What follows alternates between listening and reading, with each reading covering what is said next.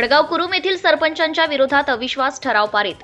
वडगाव कुरुम ग्रामपंचायतीच्या सरपंच बिजूबाई हिंगणकर यांच्या विरोधात ग्रामपंचायत सदस्यांनी अविश्वास ठराव पारित केला। ग्रामविकासाची कामे योग्य प्रकारे न करणे व त्यांच्या गट सदस्यांच्या कामकाजाबद्दल तक्रारींमुळे हा निर्णय घेण्यात आला। 27 जानेवारी रोजी ग्रामसभा आयोजित केली गेली, ज्यामध्ये सरपंचांच्या विरोधात 268 ग्रामस्थांनी मतदान केले तर 169 ग्रामस्थांनी समर्थन दिले। यावेळी सरपंचांविरोधात 6 सदस्यांनी मतदान केले व समर्थनार्थ स्वतः सरपंच व एका सदस्याने मतदान केले।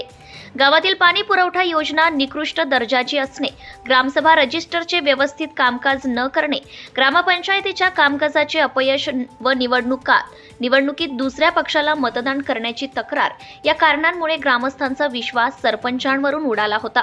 ग्रामस्थांनी सरपंचांच्या विरोधात मागण्या व्यक्त केल्या व यामुळे प्रशासनाने 27 जुलै 2022च्या ग्रामविकास विभागाच्या राजपत्रानुसार सरपंचांना पदावरून अपात्र ठरवले आहे।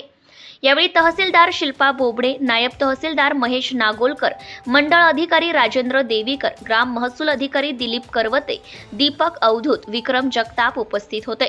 सत्यशोधक न्यूज चॅनल साठी उपसंपादक छाया सनीसे, दाळंबी। Subscribe now and press the bell icon. Never miss an update.